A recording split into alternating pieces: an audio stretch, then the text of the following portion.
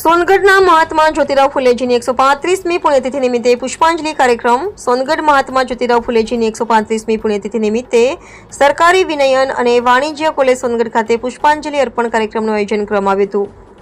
સમાજ સુધારણા અને શિક્ષણ ક્ષેત્રે મહાત્મા ફુલેજીના વિસ્મરણીય યોગદાનને સ્મરણ કરવા માટે કાર્યક્રમ ખાસ રીતે યોજાયો હતો. કાર્યક્રમની શરૂઆત મહાત્મા ફુલેજીના ચિત્રને પુષ્પાંજલિ આપી કરવામાં આવી. આ પ્રસંગે કોલેજના આચાર્ય શ્રી રાજેશભાઈ પટેલ, પ્રાધ્યાપક શ્રીઓ, નગરસેવક પ્રકાશભાઈ માળી, ભાજપના કારોબારી સભ્ય હિમાંશુભાઈ દવે તથા રાકેશભાઈ માળીની ઉપસ્થિતિ રહી.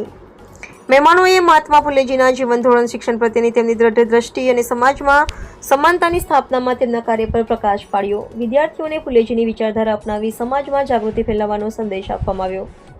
આ કાર્યક્રમ દ્વારા વિદ્યાર્થીઓ અને ઉપસ્થિતિઓમાં ફુલેજીના ત્યાગ, સેવાભાવ અને સમાજ સુધારણા માટેની સતત લડત અંગે પ્રેરણા જાગૃત થઈ. રિપોર્ટર હાર્દિક જોશી, સોનગઢ.